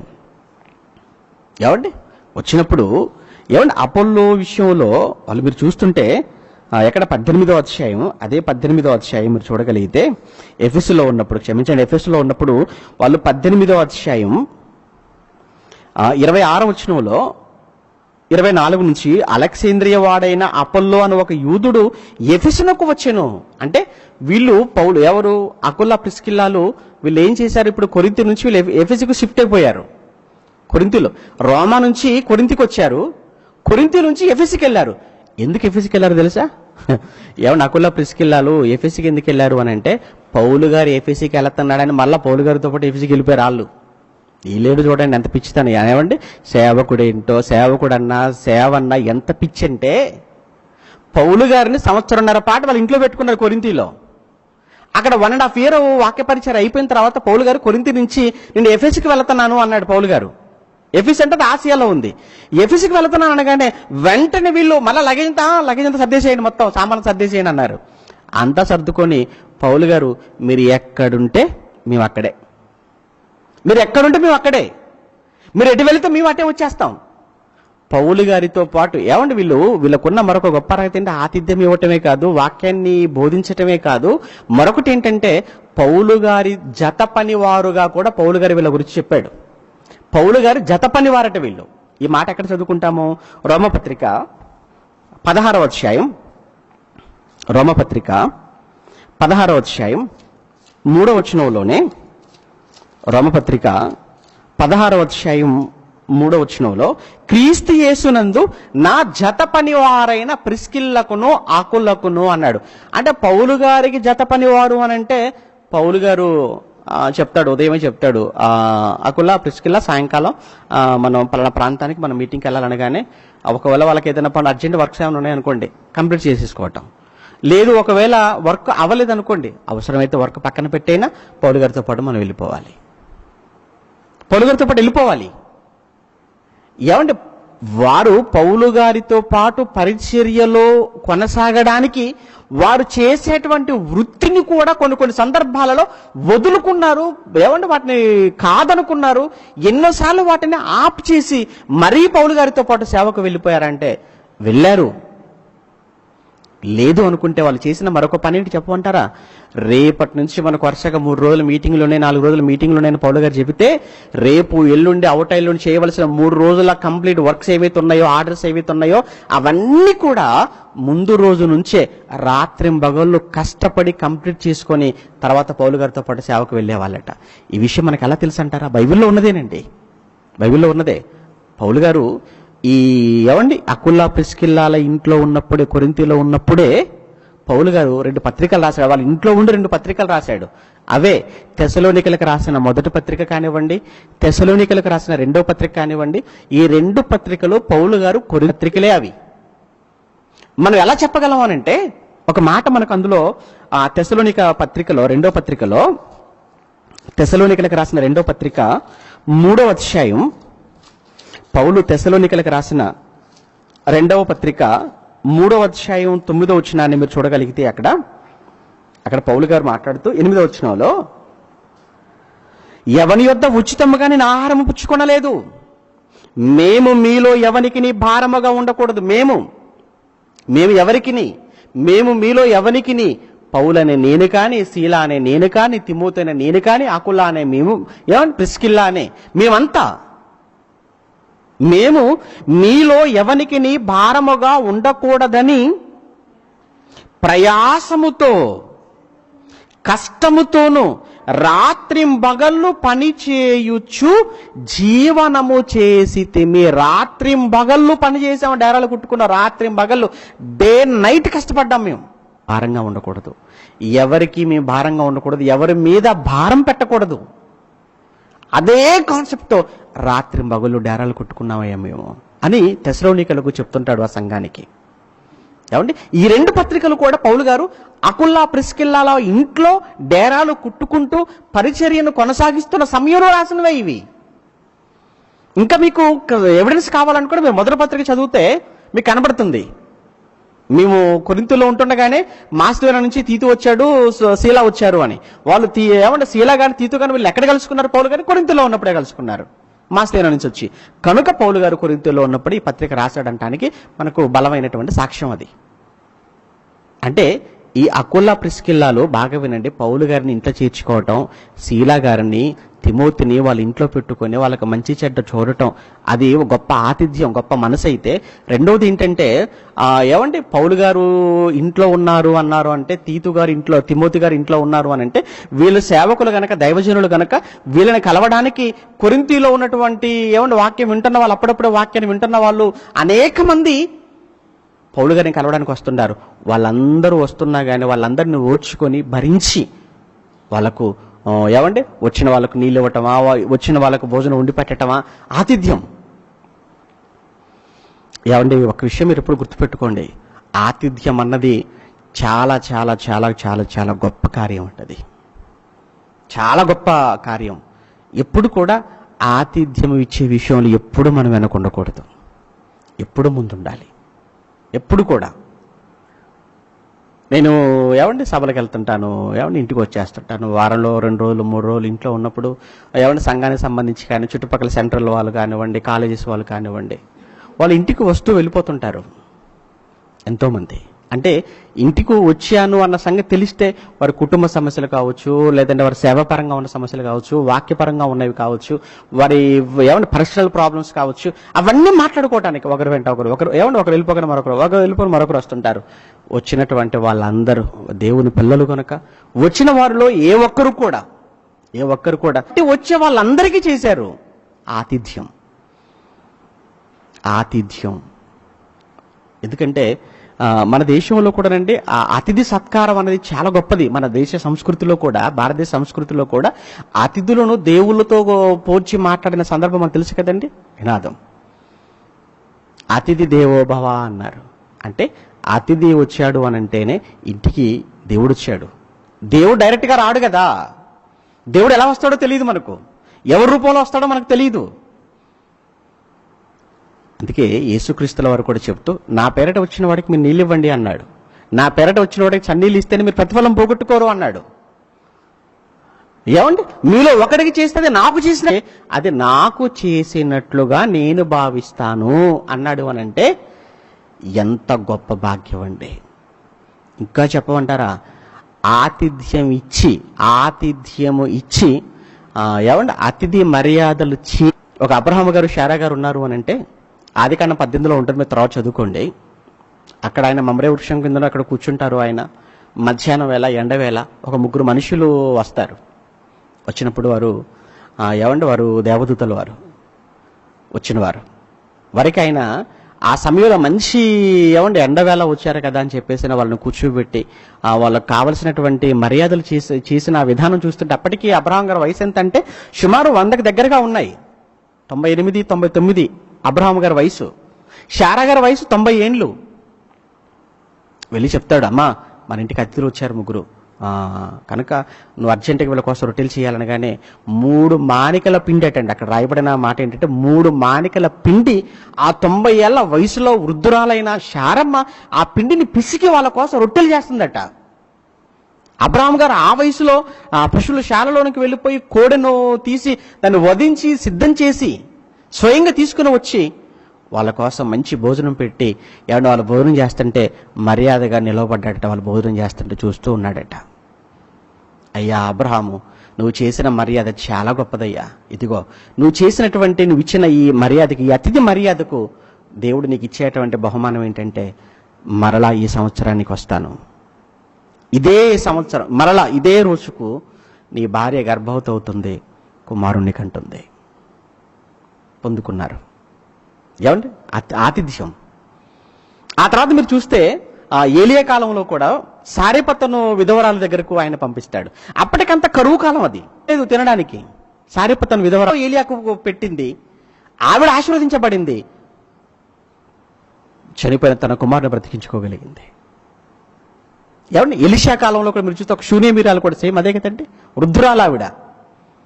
సేవకుడిగా ఎలీషా కోసం చేసినటువంటి ఆ అతిథి మర్యాదలను జ్ఞాపకం చేసుకుని, అమ్మ నీకేం కావాలో చెప్పు, నాకు రాజులు తెలుసు, నీకు ఏదైనా కావాలంటే చెప్పు, పని ఏదైనా ఉంటే చెప్పు, నేను చేసి పెడతాను అన్నప్పుడు అయ్యా అప్పుడు నీకేంటమ్మా, నీకు పిల్లలేరా? లేరు. అప్పటికి వృద్ధులు వాళ్ళు. కానీ గొడ్రాలుగా వృద్ధాప్యంలో ఉన్న షూనేమీరాలకు దేవుడు ఎలీషాకి చేసిన ఆతిథ్యాన్ని బట్టి తన గర్భాన్ని తెరిచాడు, బిడ్డనిచ్చాడు. ఆ బిడ్డ చనిపోయింది ఒకరోజు, కానీ ఎలీషా మరలా బ్రతికించాడు. ఆతిథ్యంలో ఉన్న గొప్పతనం అండి, ఆతిథ్యంలో ఉన్న గొప్పతనం మీరు మర్చిపోకూడదు. అలానే ఎంతో మంది ఆతిథ్యం ఇచ్చి ఆశీర్వదింపబడిన వారి చరిత్ర మనం చదువుకుంటూ ఉంటాం. యేసుక్రీస్తుల వారి కాలంలో మనం చూస్తుంటానండి, యేసుక్రీస్తుల వారు యెరూషలేము వచ్చారు అంటే, ఆయన యెరూషలేము వచ్చాడంటే ఖచ్చితంగానండి యెరూషలేము చుట్టుపక్కల ఎక్కడికి వచ్చినా ఆయన ఎప్పుడు ఎక్కడికి వెళ్ళేవాడు తెలుసా? బేతనీకి వెళ్ళేవాడు. బేతనియా చాలా చిన్ని గ్రామం, యెరూషలేము పెద్ద పట్టణం. కానీ ఎప్పుడు ఆయన మీటింగ్ ముగించుకున్నా ఎక్కడికి వెళ్ళిపోయేవాడు?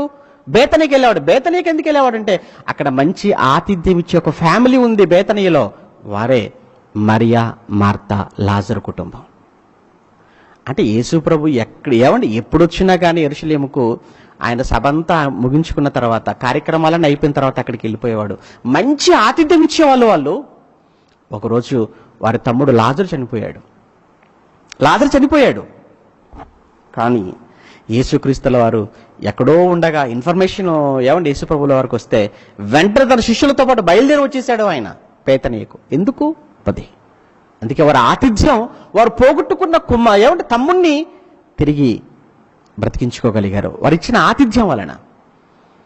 అందుకే హెబ్రీ పత్రిక 13వ అధ్యాయం 1వ వచనంలో రాయబడిన మాట చూడండి, ఎంత మంచి మాట ఉంటుందో. హెబ్రీ పత్రిక 13వ అధ్యాయంలో మీరు చూడగలిగితే,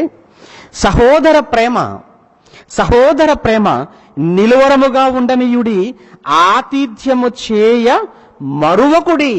అన్నాడు చూడండి. సహోదర ప్రేమ నిలువరముగా ఉండనియుడి, ఆతిథ్యము చేయ మరువకుడి అన్నాడు. అంటే ఎట్టి పరిస్థితుల్లో ఆతిథ్యము చేయడం మీరు మరవకండి. ఎందుకంటే ఆతిథ్యములో ఉన్న ఆశీర్వాదాలు మీకేం తెలుసు? అలా అని ఏదో ఆశీర్వాదం వస్తుందన్న ఉద్దేశంతో మనం చేయటానికి వీల్లేదండి. అది మన బాధ్యత, అది మన విధి. దేవుడు మనల్ని చేయమన్నాడు. నేను దేవుడు 10 రూపాయలు ఇస్తాను కదా అందుకే చేస్తున్నానంటే కుదరదు. ఏమండి, ఇచ్చినా ఇవ్వకపోయినా ఇచ్చినటువంటి సందర్భాలను మనం జ్ఞాపకం చేసుకుంటున్నాము అని అంటే మనకి ఇవ్వాలన్న ఆశతో కాదు, చెయ్యాలి, మనం చెయ్యాలి. అది దేవుడు మన మీద ఆయనకున్నటువంటి నమ్మకం, ఆయన మనకు పెట్టినటువంటి ఒక కండిషన్, ఒక నియమంగా మనం ఆలోచించాలి. ఆతిథ్యము చేయ వాళ్ళు ఎవరున్నారు మొదటి శతాబ్దంలో? ఎవరు సంవత్సరంన్నర పాటు పౌలును, శీలను, తిమోతిని, వారిని బట్టి వస్తున్నటువంటి కొరింథీలో ఉన్నటువంటి సంఘాలు వారే కాదు, ఇప్పుడు వాళ్ళు ఎఫెసుకి వచ్చారండి. ఇప్పుడు ఎక్కడికి వచ్చేసారు వీళ్ళు? ఎఫెసుకి వచ్చారు. ఎఫెసుకి రాగానే ఎఫెసులో ఉంటుండగా ఎఫెసుకి ఒక ఆయన వచ్చాడు, ఆయనే అపోల్లో. అలెగ్జాంద్రు వాడు అని మనం చదువుకుంటాం కదా. అలెగ్జాంద్రు అంటే ఐగుప్తు దేశంలో అదొక పెద్ద పట్టణం, మంచి స్కాలర్స్ ఉన్న పట్టణం. అక్కడ పెద్ద గ్రంథాలయం ఉండేది. అక్కడ బాగా చదువుకున్న వాళ్ళు ఉంటారు. అందుకే ఆయన ప్రవీణుడు అని మనం చదువుకుంటాం. అతని గురించి మంచి ప్రావీణ్యం కలిగిన వాడు అని చదువుకుంటాం. ఎవరి గురించి? ఈ అపోల్లో గురించి. మంచి విద్వాంసుడు, మంచి ప్రావీణ్యం కలిగి, అతనికి కూడా ఇంకా యేసుక్రీస్తుని గురించిన అనేకమైన విషయాలు అతనికి కూడా బోధించారు. అంటే ఆతిథ్యం ఇస్తున్నారు, వాక్యాన్ని కూడా నేర్పిస్తున్నారు. అంతేకాదు పౌలు గారితో జత పనివారుగా ఉన్నారు. అంటే పౌలు గారితో పాటు మీటింగ్లో వెళ్ళిపోతున్నారు. ఏమండి, ఇంటికి వస్తే ఎవరైనా వాళ్ళ కూర్చోబెట్టి వాక్యం చెప్తున్నారు, లేదా వచ్చిన వాళ్ళకి చక్కటి ఆతిథ్యం ఇస్తున్నారు. ఆతిథ్యం ఇవ్వటంలో, వాక్యం బోధించటంలో, ఆ తర్వాత పౌలు గారితో పాటు సేవ పరిచర్యలో ముందుకు కొనసాగటంలో, ఏమండి వీరికి వీరే సాటిగా వీళ్ళకి ఎవరూ లేరు, పోటీ అన్నట్టు కనబడుతుంది కదా. ఇప్పుడు నేను అడుగుతున్నాను, ప్రతి సంఘంలో కూడా కుటుంబాలు ఉన్నాయి, ప్రతి సంఘంలో భార్యాభర్తలుగా ఉన్నారు, దంపతులుగా ఉన్నారు. ఒక్కసారి భార్యాభర్తలుగా మీరు చేసేటువంటి కార్యక్రమాలు ఏంటో ఒక్కసారి మిమ్మల్ని మీరు పరీక్షించుకోండి, మిమ్మల్ని మీరు ప్రశ్నించుకోండి. ఏమండి, అకుల్లా ప్రిస్కిల్లాలు డేరాలు కుట్టుకునేవారు అన్నారు. వాళ్ళు చేసే పనిలోనూ వాళ్ళు ఒక్కటిగా ఉన్నారు. ఏమండి, సహవాసంలోనూ ఒక్కటిగా ఉన్నారు, ఆతిథ్యంలోనూ ఒక్కటిగా ఉన్నారు, పరిచర్యలోనూ ఒక్కటిగా ఉన్నారు. ఏంటండి, భార్యాభర్తలుగా వారి మధ్య మనస్పర్ధలు లేవా? లేవండి. ఎందుకు లేవు? జనరల్గా భార్యాభర్తల మధ్య సమస్యలు ఎక్కడ అంటే, భార్య అంటుంటది, ఏమండి మా ఆయన నన్ను ఈ మధ్య సరిగా చూసుకోవట్లేదండి, సరిగా నన్ను ప్రేమించడం లేదండి, నన్ను పట్టించుకోవటం లేదండి. భార్య కంప్లైంట్. భర్తను అడిగితే భర్త ఇచ్చేటువంటి కంప్లైంట్ కూడా ఒకటి ఉంది. ఏంటంటే, నాకు లోబట్టం లేదు. సరిపోయింది. భర్తకు భార్య లోబడటం లేదు, అందుకే భర్త ప్రేమించలేకపోతున్నాడు. భార్య అంటుంది అంటే ప్రేమించటం లేదంటుంది. నిజమే, ప్రేమించటం లేదు. కారణం ఏంటి? నువ్వు లోబడటం లేదు. దేవుడు భార్యాభర్తలకు పెట్టిన ధర్మం ఏంటో తెలుసా? భార్యాభర్తలకు దేవుడు పెట్టిన ధర్మం ఏంటంటే, ఒక భార్యగా నీ భర్తకు నువ్వు విధేయురాలుగా ఉండు. ఒక భార్యగా నీ భర్తకు లోబడు. లోబడినప్పుడు, నువ్వు విధేయురాలుగా ఉన్నప్పుడు నిన్ను కాక ఎవరిని ప్రేమిస్తాడు నీ భర్త? నీ పట్ల తను ఎందుకు ప్రేమను చూపించలేడు? సంఘము లోబడుతుంది, క్రీస్తు ప్రేమిస్తాడు. లోబడినప్పుడు ఆ చూపించే ప్రేమ అంత గొప్పగా ఉంటుంది. ఇక్కడ ఒక ప్రిస్కిల్లా తన భర్త అయిన అకుల్లాకు లోబడుతుంది. ఏమండి, అకుల్లా ప్రిస్కిల్లాను ప్రేమించాడు. వీరిద్దరి మధ్య ఉన్న అవగాహన. ఏమండి, పనిలో వాళ్ళకి సమస్య లేదు, డేరాలు కుట్టుకునే పనిలో. 2, పౌలు గారితో పాటు వెళ్లే విషయంలో వారికి సమస్య లేదు, వచ్చిన వారికి ఆతిథ్యం ఇచ్చే విషయంలో సమస్య లేదు, వాక్యం చెప్పే విషయంలో సమస్య లేదు, ఎక్కడా సమస్య లేదు. కారణం, ఎవరి ధర్మాన్ని వాళ్ళు చక్కగా వాళ్ళు నిర్వర్తిస్తున్నారు. మన ఇద్దరము లోపడవలసిన దేవుడికి, దేవుని వాక్యానికి. అదేనండి, అంతే. ఇంకా ఫైనల్ ఏంటంటే, నేనైనా ఒక భర్తగా దేవుని వాక్యానికి లోబడతాను, నువ్వు దేవుని వాక్యానికి లోబడు. మన ఇద్దరం వాక్యాన్ని బట్టి ఉన్నప్పుడు ఇక మన మధ్య సమస్య ఇది.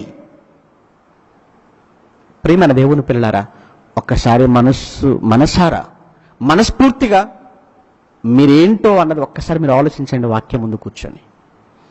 ఏమని ఇంతే కాదండి, ఎఫెసీలో కూడా పౌలు గారు మరలా ఎఫెసుకి వస్తాడు. ఇప్పుడు వీళ్ళని ఇక్కడ ఎఫెసులు విడిచిపెట్టి పౌలు గారు అంతియోకికి వెళ్ళిపోతాడు. పౌలు గారు ఇక్కడ అకుల ప్రిస్కిల్లా ఎఫెసులు విడిచిపెట్టి వెళ్ళిపోతాడు. ఇప్పుడు మూడో ప్రయాణం, పౌలు గారు మూడో ప్రయాణం ఉంది కదా, మూడో ప్రయాణంలో మరలా పౌలు గారు ఎక్కడికి వస్తారో తెలుసా? ఇక్కడికే వస్తాడు, ఎఫెసుకే వస్తాడు. ఎఫెసులో 3 సంవత్సరాల పాటు ఇక్కడే ఉంటాడు. ఎఫెసులో నిజంగా ఎఫెసులో సంఘము విషయంలో కానీ, పౌలు గారితో పాటు పనిచేసే విషయంలో కానీ, పౌలు గారికి వచ్చిన ఆపద విషయంలో కానీ, కష్టం విషయంలో కానీ అకుల ప్రిస్కిల్లాల సహకారం అండి మరవలేనిది, మరచిపోలేనిది. ఎలా చెప్పగలమంటారా? అందుకేనండి పౌలు గారు రోమా సంఘానికి వీళ్ళ గురించి మాట్లాడుతున్నప్పుడు, రోమా సంఘానికి పత్రిక రాస్తున్నప్పుడు వీళ్ళ గురించి ఆయన మాట్లాడిన మాట నిజంగా చాలా ఆశ్చర్యం. ఆయనకి ఆయన మాట్లాడిన మాట చాలా ఆశ్చర్యం అనిపిస్తుంది మనకు. అంతేకాదు మరొక మాట తన గురించే కాకుండా సంఘాల గురించి కూడా ఒక మాట అన్నాడు వీళ్ళ గురించి. ఆ సంఘాల గురించి కూడా చెప్పిన మాట వింటుంటే ఇంకా ఆశ్చర్యం కలుగుతుందండి మనకు. ఎందుకో ఆ మాట కూడా చూద్దామని. రోమపత్రిక 16వ అధ్యాయం ముగించుకుందాం. రోమపత్రిక 16వ అధ్యాయం, పౌలు గారు రోమా సంఘానికి రాసిన పత్రిక 16వ అధ్యాయం 3-4 వచనాలలో, క్రీస్తు యేసునందు నా జత పనివారైన ప్రిస్కిల్లకును అకులకును నా వందనములు చెప్పుడి. అంటే వీళ్ళు ఇప్పుడు రోమాకు చేరిపోయారు. మరలా వీళ్ళు అక్కడే ఉన్నారు. వారు అనగా అకుల్లా ప్రిస్కిల్లాలు, వారు అనగా అకుల్లా ప్రిస్కిల్లాలు నా ప్రాణము కొరకు తమ ప్రాణములు ఇచ్చుటకైనను తెగించిరి. ఆహా, నా ప్రాణము కొరకు వారి ప్రాణములు ఇచ్చుటకైనను తెగించిరి, మరియు వారి ఇంట ఉన్న సంగమునకును వందనములు చెప్పుడి. నేను మాత్రమే కాదు వారు అన్యజనులలోని సంఘముల వారందరూ కూడా వీరికి కృతజ్ఞులై ఉన్నారు అన్నాడండి. ఈ మాటకి అర్థం ఏంటండి? ఏమనుకుంటున్నారు మీరు ఒకసారి ఆలోచించండి. నేను మాత్రమే కాదు, అంతే కదండి పౌలు గారు అంటున్నారు. నేను మాత్రమే కృతజ్ఞుడున కాదు అంటే అసలు జనరల్గా అందరూ పౌలు గారికి కృతజ్ఞులుగా ఉండాలి కదండి, అంతే కదా? అందరూ పౌలు గారి పట్ల కృతజ్ఞతతో ఉండాలంటాం మనం. ఇదేం మాట అండి? అర్థం అవటం లేదు. పోనీ ఇంకొక మాట ఏంటంటే, నేను మాత్రమే కాదు అన్యజనులలోని సంఘముల వారందరూ కూడా కృతజ్ఞత చెప్పాలి వాళ్ళకంటున్నాడు అని అంటే ఈ అకుల్లా ప్రిస్కిల్లాలు పౌలు గారి విషయంలో మాత్రమే కాదట, వీరు అన్యజనులలో ఉన్న సంఘాలు అని అంటే అది కొరింథీ సంఘమా, లేదు అంటే అది ఒక ఎఫెసు సంఘమా, లేదు అంటే అది ఒక తెసలోనిక సంఘమా, అన్ని జనుల్లో ఉన్న సంఘాలు, అది ఒక బెరియలో ఉన్న సంఘమా, అది అది ఏ సంఘమైనా, ఫిలిప్పీలో ఉన్న సంఘమా, అన్యజనులలో ఉన్న సంఘాల వారందరూ కూడా ఎవరికి కృతజ్ఞత కలిగి ఉండాలంటే ఎవరికి? అకుల్లా ప్రిస్కిల్లాలు. నేను ఒక మాట అడుగుతున్నాను, మీ మనసుకు బాధ కలిగినా పర్వాలేదు, ఒక్కసారి మీ స్థాయి ఏంటో మీరు ఒక్కసారి ఆలోచించుకోండి. భార్యాభర్తలుగా మీరిద్దరూ ఉన్నారా? మీరిద్దరూ వాక్యం వింటున్నారా? దంపతులుగా ఒక కుటుంబంగా మీరున్నారా?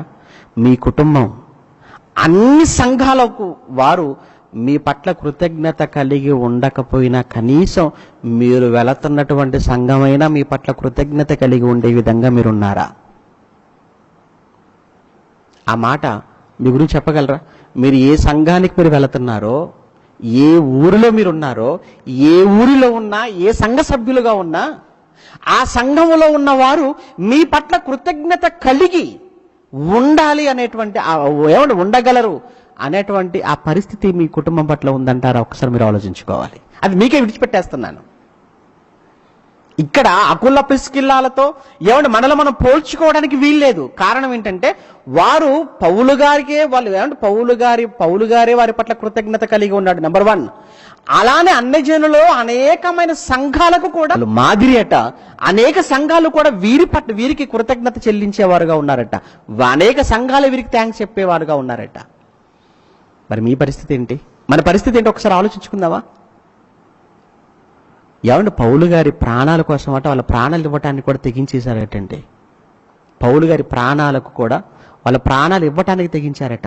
ఎక్కడండి, ఎప్పుడండి అనే అనుమానాలు మీకు కలుగుతున్నాయా? నిజమండి.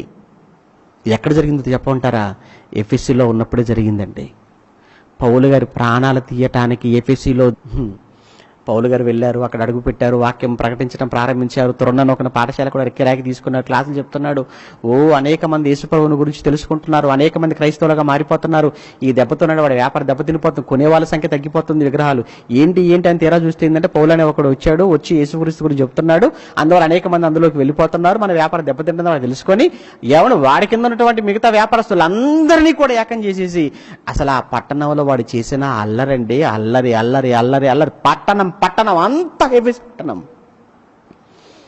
పౌలు గారికి వ్యతిరేకం అయిపోయింది. పౌలు గారి నాటకశాలలోకి తీసుకుని వెళ్ళిపోయారు. అక్కడ పట్టుకొని చంపేద్దాం చాలా ట్రై చేశారండి. అక్కడ నిజంగానండి పౌలు గారిని అకుల్లా ప్రిస్కిల్లాలు పౌలు గారిని తప్పించడం కోసం, అవసరం అయితే పౌలు గారి కోసం వాళ్ళ ప్రాణం ఇవ్వటం కోసం వాళ్ళు వెనకాడలేదండి. అందుకే పౌలు గారు ఈ విషయాన్ని కొరింథీయులకు 2వ పత్రిక రాస్తూ చెప్తాడండి. కొరింథీయులకు రాసిన 2వ పత్రిక 1వ అధ్యాయం, కొరింథీయులకు రాసిన 2వ పత్రిక 1వ అధ్యాయం 8వ వచనంలో, సహోదరులారా ఆసియా అంటే ఏంటండి? ఎఫెసు అండి. ఎఫెసు అనేది ఎక్కడ ఉందనుకుంటున్నారు? ఎఫెసులో ఆసియాలోని 7 సంఘములు, ఎఫెసు, స్మోరణ మనం చదువుకుంటాం కదా ప్రకటన గ్రంథంలో. కనుక ఇక్కడ ఆసియాలో అంటే ఎఫెసు అనేది ఆసియాలో ఉన్న సంఘమే. కనుక ఆసియాలో మాకు తటస్థించిన శ్రమ, ఆసియాలో అనగా ఎఫెసులో మాకు తటస్థించిన శ్రమను గురించి మీకు తెలియకుండా మాకు ఇష్టం లేదు. అది ఏమనగా మేము బ్రతుకుదుము అను నమ్మకము లేక ఉండునట్లుగా మా శక్తికి మించిన అత్యధిక భారము వలన కృంగిపోతుంది. అంటే మేము బ్రతుకుదు అన్న నమ్మకమే మాకు లేదు.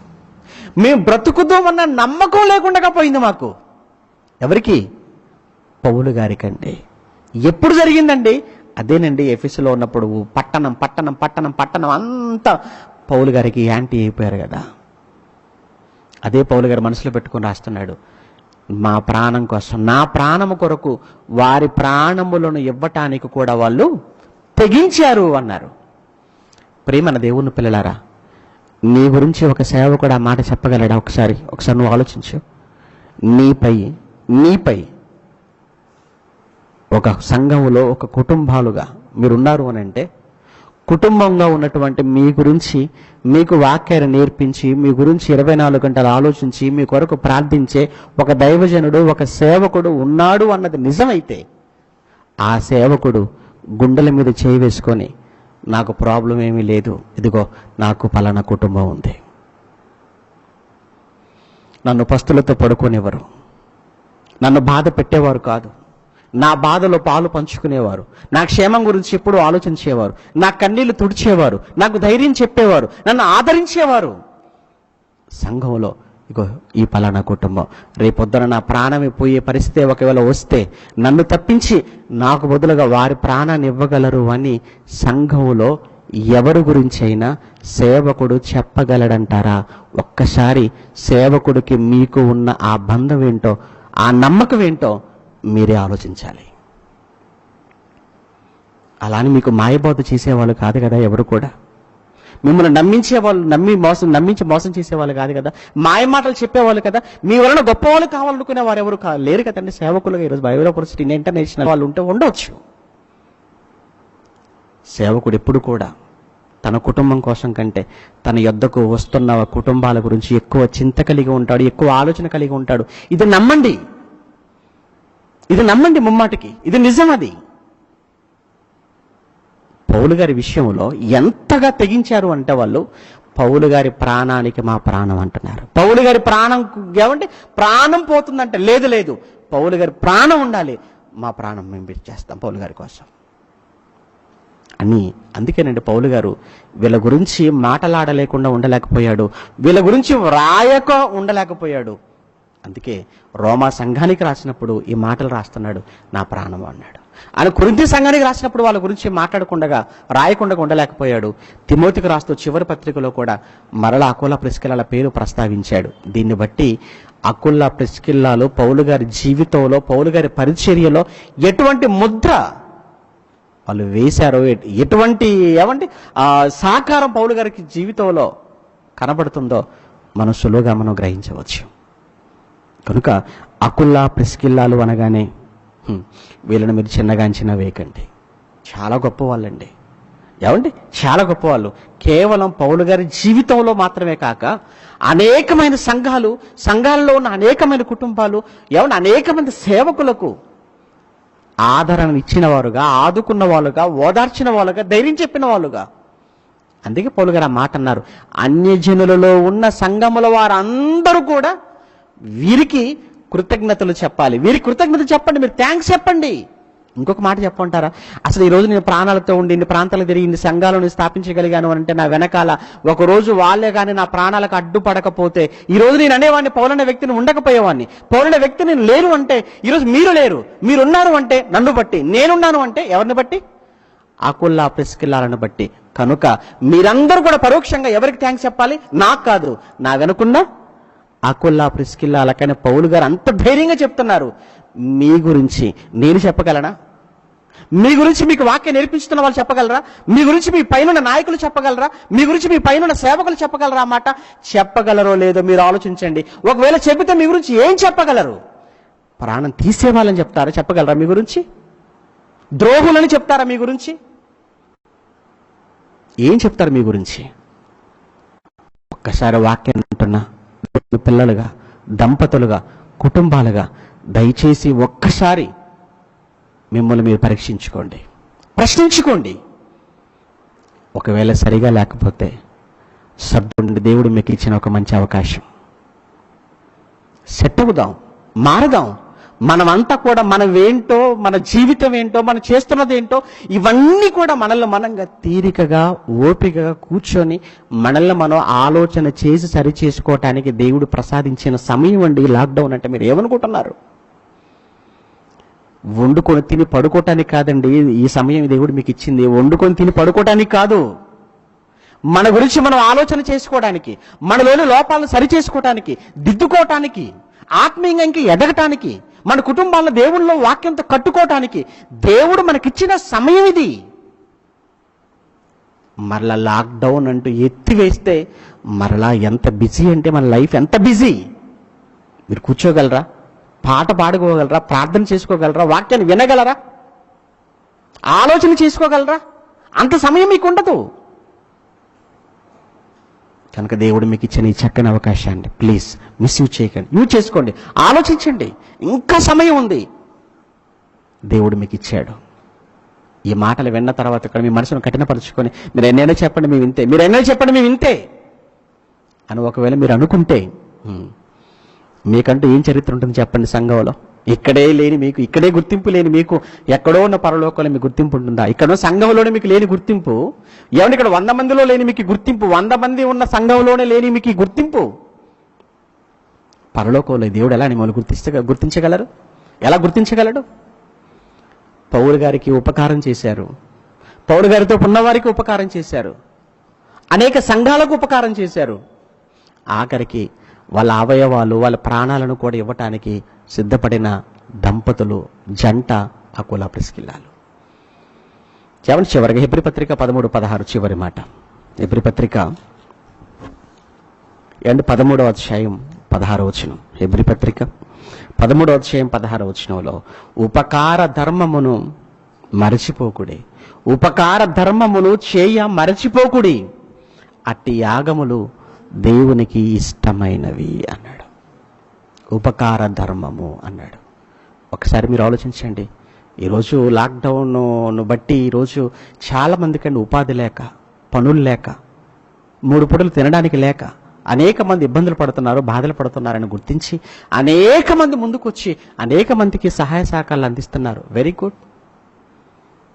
అలానే క్రైస్తవులైన వారు కూడా, అలానే ఆల్ ఇండియా ట్రూ క్రిస్టియన్ కౌన్సిల్లో ఉన్న మెంబర్స్ కూడా, అలానే కాలేజెస్, రీసెర్చ్ సెంటర్స్ అందరూ కూడా మంచి కార్యక్రమాలు చేస్తున్నారు, సంతోషం. కానీ ఒకసారి మీరు ఆలోచించండి, మీకు వాక్యం నేర్పిస్తున్న వాళ్ళు తింటున్నారా? వాళ్ళకు ఉన్నాయా లేవా? వాళ్ళు నోరు తెరిచి అడగలేరండి, వారు నోరు తెరిచి అడగలేరు. ఒక్కసారి మీరు వాళ్ళ కోసం ఆలోచించండి. మీకు వాక్యం నేర్పిస్తున్న వాళ్ళు, సేవకులైన వాళ్ళు, బోధకులైన వారు, నేను కేవలం మన వాళ్ళ కోసమే కాదు, అనేక మంది సేవకులు.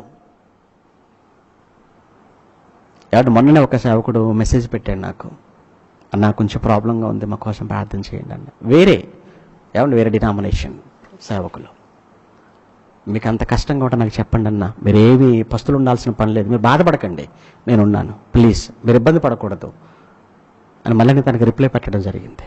వేరే డినామినేషన్కి సంబంధించిన వ్యక్తి అండి. ఇలా ఎంతోమంది మనలో ఉన్న వారికి మనం చేస్తే గుర్తింపు ఉండదు అని ఒకరు మీరు అనుకుంటుంది మీ అమాయకత్వం. బయట ఉన్న వాళ్ళకి చేయటం వలన ఒకవేళ గుర్తింపు ఇక్కడ మీకుంటే, మనలో దేవునిలో సహవాసములో సంఘములో ఉన్న అనేక మంది ఆకలితో ఉన్నవారు, ఏమంటే ఒక పూట ఉండ మరొక పూట తినడానికి లేని వాళ్ళు ఎంతో మంది ఇక్కడ ఏమంటే మన సంఘంలో లేకపోతే మరొక చోట ఉంటారు, అక్కడ లేకపోతే ఇంకొక చోట ఉంటారు. ఈరోజు ఖమ్మం కళాశాల పిల్లలండి, ఏమండి ఎక్కడో బాంబేలో ఉన్న సహోదరులు వాళ్ళు ఎక్కడుంటే ఏంటంటే క్రీస్తు రక్తమును బట్టి మనంతా ఒక ఫ్యామిలీ కదా, ఒక కుటుంబం కదా. అక్కడున్న ఏమంటే ప్రిన్సిపల్ గారు సేవకులుగా ఉన్న అబ్రహాం ఫోన్ చేశాడు, అన్నయ్య ఇక్కడ బాంబేలో ఉన్న పిల్లల పరిస్థితి అస్సలు బాగోదని నా కుటుంబాలు.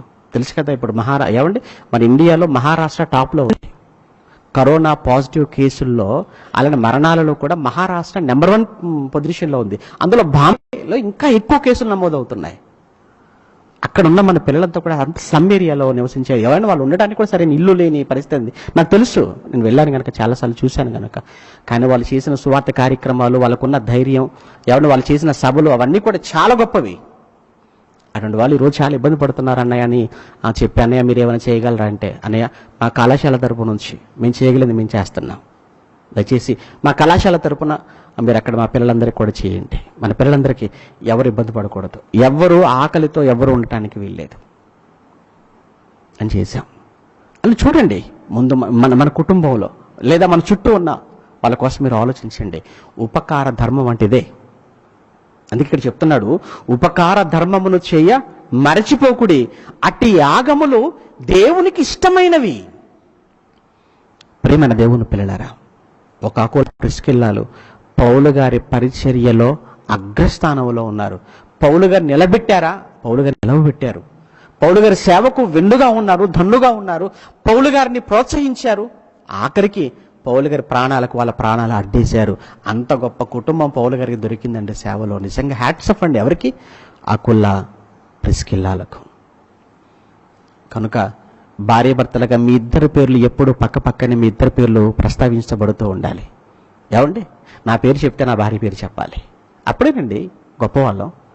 అలానే మీ గురించి చెప్పినప్పుడు నీ పేరు చెప్తే నీ భార్య పేరు చెప్పాలి, భార్య పేరు చెప్తే భర్త పేరు చెప్పాలి. మీ ఇద్దరి పేర్లు చెప్పగలిగే పరిస్థితిని మీరిద్దరూ కలిగి ఉండాలి. అలా కలిగి ఉండాలి అంటే మీరిద్దరూ వాక్యానికి విధేయులు కావాలి, మీరిద్దరు వాక్యానికి లోబడాలి, మీ ఇద్దరు మనసులు ఒక్కటవ్వాలి. మీ ఇద్దరు మనసులు ఎప్పుడు ఒక్కటవుతాయో తెలుసా? మీరిద్దరూ దేవుని ముందు మోకరించినప్పుడు, మీరిద్దరు వాక్యానికి తలదించినప్పుడు మీ మనసులు, మీ ఆలోచనలు, మీ పనులు అన్నీ ఒక్కటిగా ఉంటాయి. ఇంకా సమస్య ఎక్కడ? అంత గొప్ప కుటుంబాలుగా మీ కుటుంబాలు ఉండాలి అనే మనస్ఫూర్తిగా కోరుతూ ఈరోజు నా మాటలు ముగిస్తున్నాను. Thank you.